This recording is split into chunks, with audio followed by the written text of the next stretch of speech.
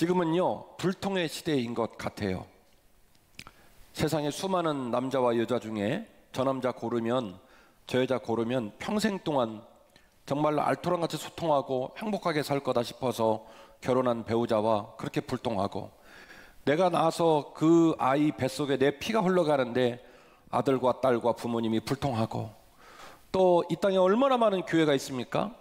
그리스도의 피로 우리가 만나서 한 형제와 한 자매가 됐는데 목사와 성도가 불통하고, 성도와 성도가 불통하고, 직장이 있고 사업장이 있지만 그 사업장에 있는 벗들을 만나러 갈 때마다 가슴이 뛰고 그립고 그래야 되는데, 오늘도 출근하면 그 인간 또 있겠구나, 열받는다 그러면서 스트레스 받으면서 직장을 나가는 모습을 볼 때 지금은 불통의 시대가 아닌가라는 생각을 해보게 됩니다.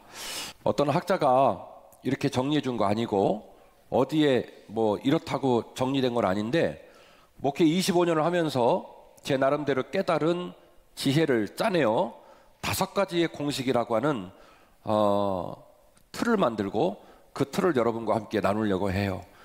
첫 번째 소통의 공식입니다. 역지사지로 접근하라는 거예요. 역지사지로 접근하라. 다른 말로 말씀드리면 하나님 마음으로 보라는 겁니다. 역지사지로 보라는 말은 말 그대로 타자의 입장에 대어서 나를 바라보라는 거예요.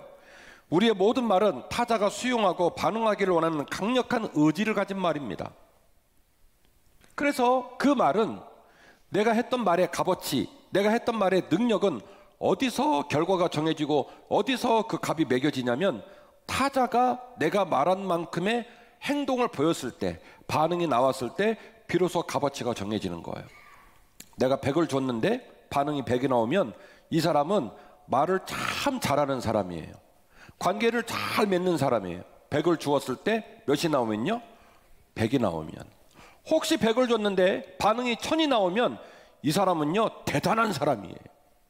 그리고 말도 엄청 많이 하고 시간도 엄청 많이 들이고 에너지도 엄청 많이 쓰는데 그 말과 그 에너지와 그 관계를 경험하는 사람이 관계를 맺을 때마다 상처를 받고 무겁고 힘이 들고 스트레스를 받고 우울하고 그러면 그 사람은 차라리 말과 행동과 만남을 안 갖는 게 훨씬 좋아요. 왜냐하면 말이라고 하는 것은, 관계라고 하는 것은, 에너지라고 하는 것은 상대방의 반응을 고려해서 말을 하고 행동을 하는 거기 때문에 타자가 행동을 해주지 않으면, 결과물을 내주지 않으면 의미가 없습니다. 자, 그렇다면 어떻게 타자가 움직일 수 있을까요? 거꾸로 생각하면 답이 나와요. 내가 이런 말을 했을 때, 내가 이런 제안을 했을 때, 내가 이런 의견을 비쳤을 때 그 사람은 상처를 받을까, 행복할까? 내가 이렇게 제안을 하고 내가 이렇게 에너지를 주었을 때 그 사람은 기뻐할까, 슬퍼할까? 내 입장이 아니라 누구의 입장? 상대방의 입장에서 생각해 보는 거예요. 그렇게 생각하는데 10초 안 걸립니다. 한 번만 생각할 수 있다면 여러분의 언어와 여러분의 시간과 여러분의 에너지는 반짝반짝 빛나기 시작합니다. 내 마음 말고 상대방의 마음을 헤아릴 수만 있다면, 한 번만 생각할 수 있다면 타자의 행동을 유발할 수 있는 말이 나가기 시작하고 타자의 반응을 유발하는 에너지가 나가기 시작한다는 거예요. 오늘 여러분에게 소개한 본문은 누가복음 10장의 본문인데요, 이 본문에서 12장 초입까지 이어지는 3가지의 사건에 관한 이야기는 제가 이전에 다른 설교를 통해서 여러 번 설교를 한 적이 있습니다. 오늘은 소통이라는 단어로 이 3가지의 사건을 다시 한번 관통해 보려고 하는데요, 좀 더 새롭게 다가서는 소통이라는 단어로 이 본문을 보니 이 본문 안에 굉장히 중요한 비밀이 숨겨져 있더라고 하는 것입니다. 어떻게 3가지입니까? 첫 번째는 율법 교사와 예수님과의 대화입니다. 두 번째는 이 첫 번째 대화 때문에 발생한 대화인데요, 일종의 가상의 대화죠. 첫 번째 대화가 소통으로 못 끝나고 뭘로 끝나냐면 안타깝게도 불통으로 끝나고 말았어요. 그래서 이 불통을 극복하기 위해서 주님이 예를 하나 드는데, 강도 만난 자와 사마리아인 얘기를 예로 들어서 강도 만난 자와 사마리아 사람의 대화가 두 번째 주제가 되고요, 세 번째는 그 이른바 유명한 마리아와 마르다 얘기가 나옵니다. 앞에 있는 두 이야기는 한 가지 이야기가 연결되면서 나온 얘기고 뒤에 있는 마르다와 마리아에게는 전혀 다른 이야기입니다만은, 그러나 이 본문이 공교롭게도 이 세 이야기가 12장 초에까지 딱 모여서 있는데요, 이 세 가지 이야기를 소통이라는 단어로 관통을 시켰을 때 매우 중요한 원리를 이 본문에서 발견할 수가 있더라고 하는 것입니다. 오늘 본문이 이렇게 시작합니다. 25절인데요, 어떤 율법교사가 일어나 예수를 시험하여 말했습니다. 선생님, 내가 어떻게 하면 영생을 얻겠습니까? 예수께서 말씀하십니다. 너 율법교사잖니? 너는 율법을 읽을 때 어떻게 답을 찾았니? 라고 주님이 묻습니다. 그러자 이 율법교사가 청산유수로 대답을 하죠. 네 마음과 목숨과 힘과 뜻을 다하여 주 너의 하나님을 사랑하라. 그리고 이와 똑같이 내 이웃을 내 몸처럼 사랑하라고 말씀하셨습니다. 주님이 말합니다. 이야, 역시 과연 율법교사네. 잘 알았어. 네 마음과 목숨과 힘과 뜻을 다하여 주 너의 하나님을 사랑하고 그와 똑같은 강도로, 조금도 떨어지지 않은 강도로 내 이웃을 사랑하라고 네가 읽었다는데 그거 정확하게 잘 읽었다. 그래서 주님이 그 대답을 칭찬하십니다. 여기까지를 보면 이 두 사람의 대화는 몹시 성공적으로 끝난 것으로 보입니다만, 이어지는 본문은 우리에게 끔찍한 절망을 맛보게 합니다. 29절입니다. 그 사람이 자기를 옳게 보이려고 예수께 다시 재차 질문합니다. 선생님, 그러면 선생님 말씀하시는 내 이웃은 누굽니까? 라고 질문을 해요. 자, 오늘 본문이 세 가지의 덩어리로 돼 있다고 그랬죠? 첫 번째는 예수님과 율법교사의 대화입니다. 성공적입니까? 비극적입니까? 가슴 아프게도 비극적으로 끝났습니다. 주님께서 지혜를 동원해서 마음을 다해서 답을 만들어 줬는데 이 사람은 그 답을 받아들이지 않았습니다. 그래서 엉뚱한 질문이 이어서 나옵니다. 선생님, 그렇다면 누가 우리의 이웃입니까? 이 알 듯 모를 듯한 질문이 오가는 이유가 무엇일까요? 우리가 아는 바와 같이 BC 721년, BC 587년 각각 아수르와 바벨론에 의해서 북왕국 이스라엘과 남유다가 완벽하게 멸망을 하고 말았습니다. 이후 하스몬 왕가의 마카비 혁명을 통해서 잠깐 동안 민족 봉기를 하고 그리고 자주 독립을 한 것처럼 보였던 그 사람들도 또 한 번 망가지게 되어지고, 그리고 오늘 이제 이 본문이 있는 본문의 시점에서는 심지어 무슨 일까지 벌어졌느냐? 갈리도 사마리아도 유다도 다 합쳐서 강원도나 충청 남부도 크기밖에 되지 않은 아주 조그마한 나라에서 갈리도와 유다도 사이에 있는 사마리아 도를 더 이상 그 땅에 있는 사람들은 우리의 이웃이 아니다라고 말할 정도로 유대인들에게 이웃의 의미는 구약 성경부터 흔히 듣고 흔히 알고 있는 단어지만 유대인들에게 있어서 이 이웃이라는 의미는 매우 협소한 의미로 축소되기 시작했다는 거예요. 아마 그래서 그랬는지 이 율법교사는 주님에게 재차 질문합니다. 주님이 말씀하신 이웃은 누굽니까? 라고 질문을 한 거죠. 그래서 주님이 굳이 두 번째 대화를 상정을 시킵니다. 잘 아시는 바와 같이 강도 만난 자가 있고 그 강도 만난 자를 지나가는 제사장 레위인 사마리아인이 지나가게 될 때에 제사장과 레위인은 부정하게 되는 문제로 그냥 지나가게 되었고, 오직 사마리아 사람만 얼굴도 본 적 없고 이름도 알 수 없는 그 불쌍한 강도 만난 자, 죽어가는 자를 그가 수습을 해서 숙박업소에 옮기고 환부를 치료해주고 숙박비를 주고, 그리고 그가 건강을 회복할 수 있도록 도와달라고 집주인에게 부탁을 한 후 돈이 더 들어가면 내가 다시 올 때에 그 돈을 변상하겠다고 가냐 말을 했다라고 주님께서 두 번째 이야기, 가상의 이야기를 상정을 해주게 된 것이죠. 그리고 주님이 이 율법교사에게 재차 질문합니다. 내가 너에게 묻노니 과연 누가 이웃이냐? 주님이 역설적으로 질문해서 답을 찾도록 도와주시고 계시죠. 36절입니다. 내 생각에는 이 세 사람 중에 누가 강도 만난 자의 이웃이 되겠느냐? 이르시되 선생님, 자비를 베푼 사람입니다. 예수께서 말씀하십니다. 그래, 네 말이 맞아. 너도 가서 이와 같이 하라. 할렐루야. 대제사장 아니고 서기관 아니고 유대인 아니고 네 형제 아니고 네 동네 사람 아니고 자비를 베푼 사람, 하나님의 거룩한 사랑으로 누군가를 섬기고 하나님의 거룩한 사랑으로 이 땅을 섬기기를 원하는 사람, 그가 곧 이웃이란다. 그래서 너도 이와 같이 했으면 좋겠다라고 주님이 말씀을 하시는 거예요. 저하고 여러분들은 명색이 그리스도인입니다. 명색이 기독교인입니다. 명색이 우리가 죄인이라는 사실을 깨달은 사람이고, 명색이 매주일 말씀을 들으면서 성령 하나님께서 우리 마음에 임재하신다고 믿는 사람이고, 명색이 우리가 매주일 말씀을 들으며 점점 조금씩이라도 제자가 되어져 가고 있다고 믿고 있는 사람들입니다. 하여 여러분에게 여쭙니다. 여러분의 언어와 여러분의 마음과 여러분의 삶이 과연 세상에 휩쓸려 질질질 끌려가고 계신지 아니면 저항하고 계신지. 소통의 비결, 소통의 공식 첫 번째, 역지사지로 접근하십시오. 이것은 하나님의 마음입니다. 하늘에 계신 우리 아버지의 마음이라고요. 우리는 여기서 우리 주님의 주의 기도의 가르침이 연상이 됩니다. 하나님의 뜻이 하늘에서 이루어진 것과 같이 땅에서도 이루어지기를 원하나이다. 하나님 마음을 품고 하나님 마음으로 상대방을 보기 시작하면 하나님의 뜻이 하늘에서 이루어진 것처럼 이 땅에서도 이루어지게 될 줄로 믿습니다.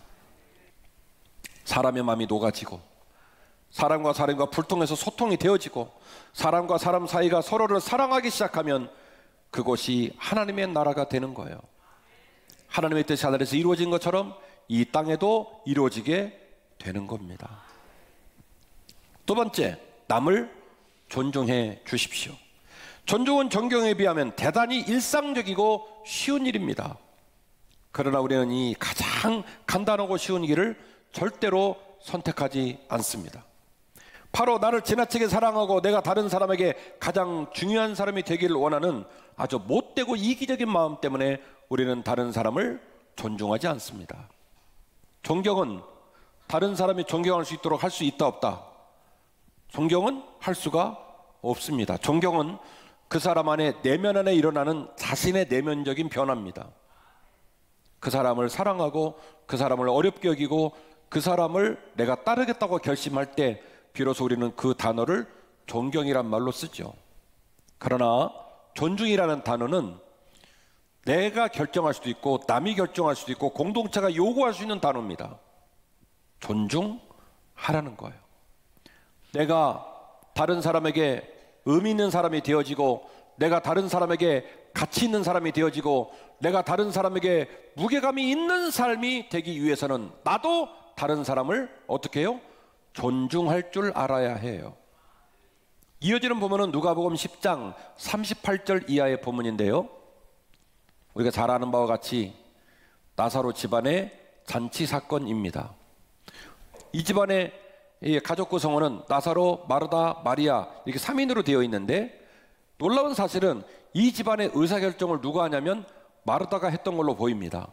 왜냐하면 예수님의 전도팀이 베다니에 이르게 되었을 때 예수님을 딱 보고 우리 집에 예수님 일행을 드릴지 말지를 결정을 하는데, 마르다가 마리아나 나사로에게 안 물어보고 바로 결정을 합니다. 주님, 우리 집으로 들어오시지요 라고 해서 주님을 딱 모십니다. 그리고 모시고 그리고 이제 드디어 잔치를 준비하는 거예요. 마르다의 사랑의 언어, 마르다의 마음은 저렇게 고단하시고 다크서클이 여기까지 내려온 이 예수님과 예수님 일행들에게 따뜻한 이밥과 잔치국수와 잡채와 샐러드, LA 갈비 이렇게 해갖고 좀 만나게 잡수게 해드리고 싶은 거예요. 그래서 마음이 너무 급해요. 냉장고 다 열려있고 식기 다 나와있고 막 딸그락딸그락 움직이는 거예요. 아, 그런데 말이죠, 그 꼼시러운 기집애가 거실에서 예수님 발밑에 앉아가지고 아멘 아멘 이러고 앉았는 거예요. 와, 열받는 거죠. 그래가지고 음식을 만들던 마르다가 열받아가지고 주님께 이제 찡얼찡얼 대는 거예요. 주님, 저 기집애 좀 혼내주세요. 주님이 뭐라고 말씀하십니까? 주께서 대답하시되 이르시되 마르다야 마르다야. 2번 반복을 하시죠.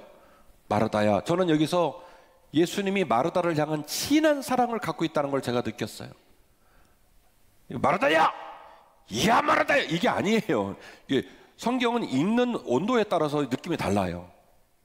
주님께서 마르다에게 진한 사랑을 갖고 있다는 걸 전 느꼈어요. 마르다야 마르다야, 네가 많은 일로 근심하고 염려하고 마음이 복잡한들 내가 안다. 그런데 몇 가지만 하든지 혹은 한 가지만이라도 족하니라 마리아는 좋은 편을 택했기 때문에 아마도 뺏기지 않을 것 같아. 이게 그 말이 무슨 얘기예요? 네가 찡얼찡얼 한다고 해서 저놈의 지집에 막 뒤에서 욕을 한다고 해서 마리아가 주방에 간다 안 간다, 네가 그런다고 해서 얘는 갈 예가 아니야. 그 말이 무슨 얘기냐면, 주님 말을 제가 바꿔서 말씀드리면 그냥 내버려 둬. 마르다야, 네가 정성스럽게 만들어준 음식 내가 기쁘게 먹을 거야. 고맙게 여길 거야. 그러니까 너는 음식 만들고 얘는 여기서 아멘 아멘 해도 좀 미워도 그냥 두거라, 이 소리예요. 유식한 말로 말하면 존중하라는 거예요. 마리아는 마리아대로, 마르다는 마르다대로 존중하라는 거예요. 오늘 이후로 우리는 존중하면서 살기를 주의 이름으로 축원합니다. 존중이 쉬울까요? 쉬울까요? 쉬워요. 쉬운데 안 하는 거예요. 존중하는데 무슨 에너지가 들어갑니까? 돈이 들어갑니까? 대가를 지불합니까? 있는 사람 그대로를 인정해 주는 거예요. 그게 존중이에요. 다른 사람이 여러분과 다르다는 이유로 그를 비난하고 정죄하고 핍박하고 절대로 그러지 마세요. 사람은요, 마음을 먹기에 따라서 그 사람의 마음의 질이 달라져요. 존중은 행복의 첩경이에요. 존중은 소통의 첩경이에요. 반드시 존중하시기를 주의 이름으로 축원합니다.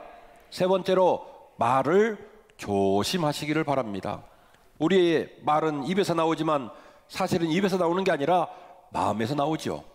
우리의 마음 안에는 항상 죄의 쓴뿌리와 우리를 죽이는 사단의 역사가 우리를 넘어뜨리고 있다는 것을 여러분 반드시 기억하셔야 합니다.